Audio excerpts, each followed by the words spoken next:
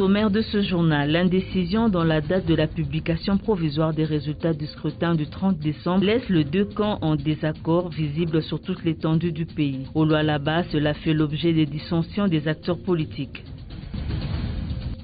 Les marchés de Kolwezi ne sont plus que les dépotoirs de déchets constituant une aubaine pour les mouches et moustiques. Les détails dans ce journal.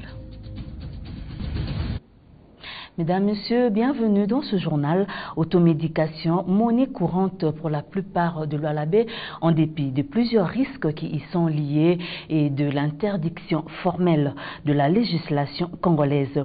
Elle est pourtant prohibée sans prescription médicale. Linda Cash pour ce reportage. Toute substance chimique développée par l'organisme afin d'en détruire une autre est généralement connue sous les vocables antibiotiques. Plus spécifiquement, un antibiotique est un type d'agent chimiothérapeutique qui a un effet toxique sur certains types de micro-organismes producteurs de maladies sans présenter de danger pour la personne. Si certains d'entre eux sont produits par le corps, d'autres sont fabriqués en laboratoire. C'est notamment la quinine, la pénicilline et autres, qui, consommées à une certaine dose, deviennent nocives à la santé, voire fatales. Aussi, l'ordonnance médicale s'avère-t-elle importante? Les antibiotiques, ce sont des médicaments qui agissent sur les microbes. Lesquels antibiotiques traitent de pathologies vraiment spécifiques. Alors, pour prendre ces médicaments, il faut vraiment avec une prescription médicale. Quelqu'un qui a étudié sur ça, quelqu'un qui connaît, c'est la personne qui est vraiment habilitée à vous prescrire les antibiotiques. L'avis juridique va aussi dans le même sens, interdiction formelle de vendre ou d'acheter en pharmacie sans ordonnance médicale. Il est interdit d'abord aux gens de pratiquer ce qu'on appelle l'automédication. C'est-à-dire quoi? J'ai mal à la tête, je me réveille directement et je dis non, je dois de moi-même. Je ne suis pas technicien, sans aller dans un centre de santé, dans un dispensaire, et prendre un comprimé qui, paracétamol, etc. Non. Tout traitement, toute vente des produits pharmaceutiques doit être précédée par l'établissement d'une ordonnance. Parce que l'ordonnance est produite après avoir fait faire un examen. Tout celui qui doit faire une pharmacie, il doit avoir un pharmacien comme vendeur.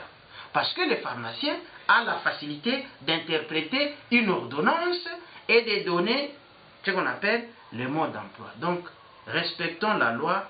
Notre question est de savoir pourquoi certains pharmaciens échappent à cette législation et restent sans réponse suite à l'indisponibilité de l'inspecteur provincial de la santé du Lualaba. Dans l'entretemps, des milliers de citoyens restent exposés à la camarde suite à l'automédication.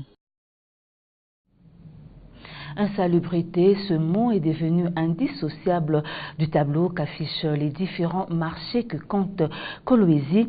Pour les marchands, cohabiter avec des foyers d'immondices est devenu normal. Une aubaine pour les mouches, moustiques et autres agents pathogènes chez l'homme. Une fois de plus, Linda Cage.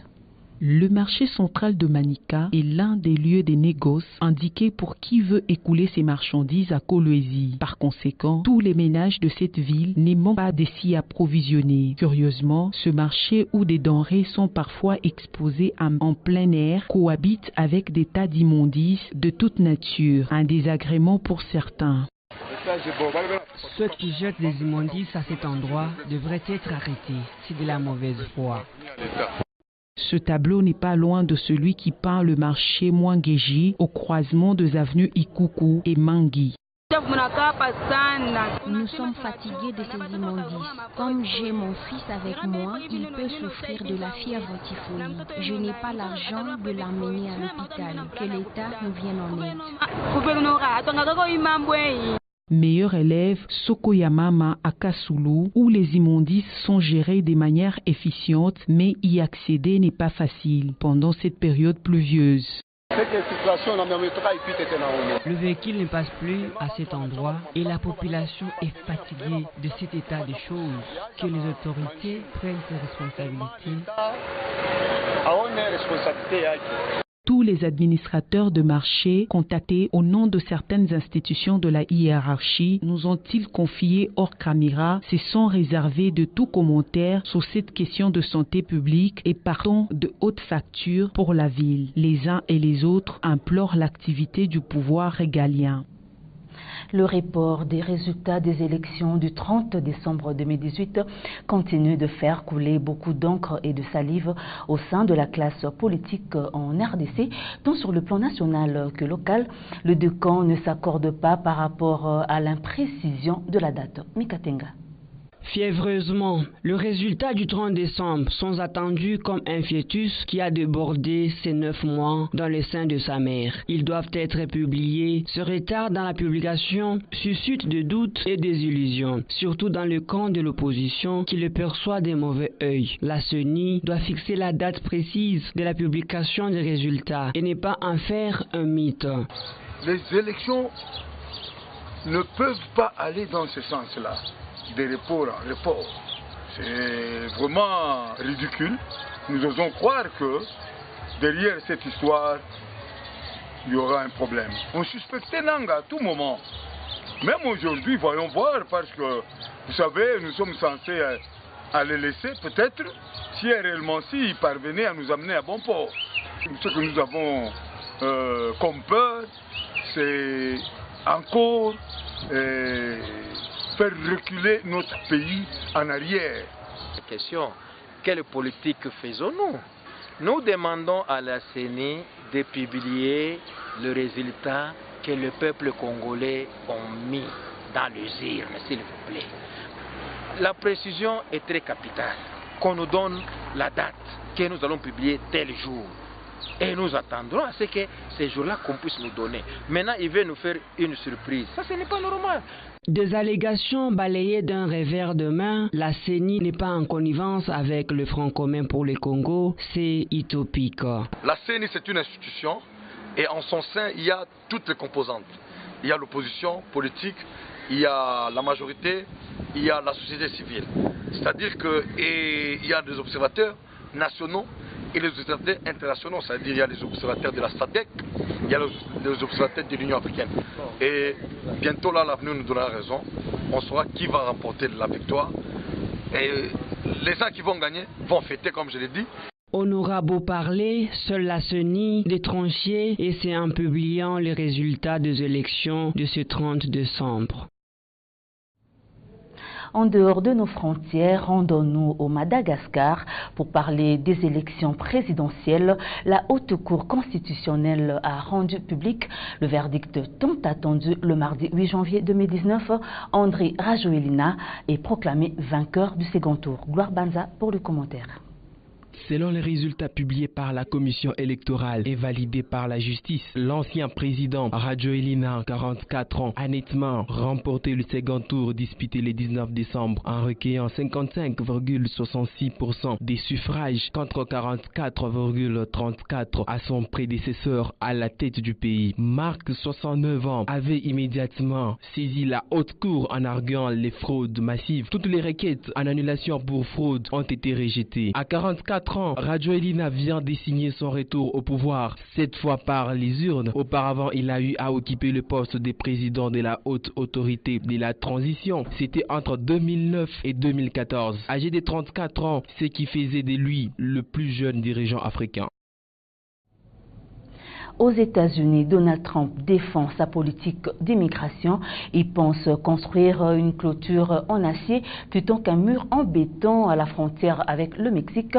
Les démocrates dénoncent une dépense inutile car ce budget s'élève près de 5 milliards de dollars américains. Donald Trump avance les raisons de la crise sécuritaire et humanitaire grandissante à la frontière mexicaine. Commentaire.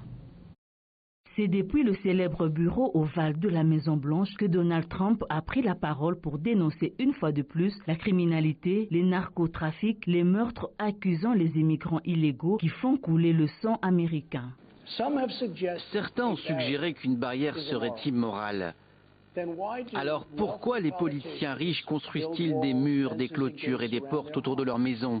Pour rendre cette clôture plus acceptable aux yeux des démocrates, clôture qui existait déjà dans le même endroit, Donald Trump est prêt à construire une barrière en acier. Les leaders démocrates dénoncent une crise créée de toutes pièces. Le symbole de l'Amérique devrait être la Statue de la Liberté, pas un mur de 9 mètres. Une réunion est donc prévue le mercredi 9 janvier entre les leaders démocrates et les républicains à la Maison-Blanche. Les leaders démocrates refusent de financer la barrière et la Maison-Blanche ne veut pas céder. Dossier donc à suivre. Revenons à Kolwezi pour parler sport de la 15e journée de l'entente urbaine de football de Kolwezi ce mardi 8 janvier au stade récréatif Manika en commune de Dilala. 2 matchs étaient au rendez-vous à 14h. Canosport a eu raison du TS Ouragan sur la note de 5 buts à 1 et à 16h OCK a battu Mika sur la note de 3 buts à 2. Junior Mbayo. Belle performance de l'OCK Matala devant l'association sportive Mika de Kapata. Malgré les buts matinales marqués à la 7e minute par Nawezi Kouchile, les hommes de Selenzadi n'ont pas baissé le bras pendant la première période, mais ça sera sans succès. La mi-temps interviendra sur le score d'1 but à 0. Au retour du citron, OCK va mettre la pression sur son adversaire du jour. 5 minutes seulement après le coup d'envoi de la deuxième période, Mabobo Katonga égalise pour son équipe.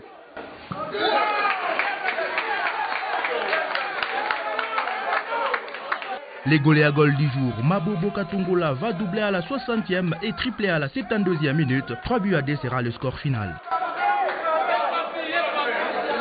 Les causes de la défaite sont multiples. Ici, l'entente est accusée. Ce qui vient de se passer, ça ne se fait jamais. On avait déjà gagné par forfait, mais nous étions surpris de voir l'entente de programmer le match. Mais quel est l'objectif de l'entente? C'est de voir les équipes de Kolwezi rester seulement ici à Kolwezi ou bien évoluer. Quelle est la réponse de l'entente? C'est un match qui est déjà gagné, parce que le match ne se gagne pas sur le terrain.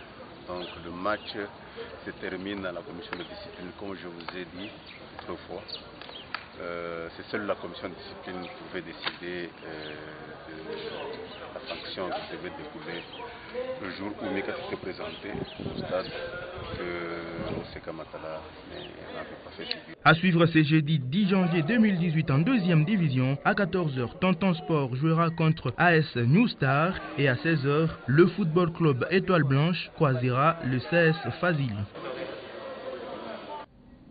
Toujours en sport pour terminer, coup de chance pour l'Égypte et pour son joueur favori Mohamed Salah qui a obtenu pour la 2e fois consécutive le titre de meilleur joueur africain. Il défendra ce titre à domicile en 2019 lors de la CAN.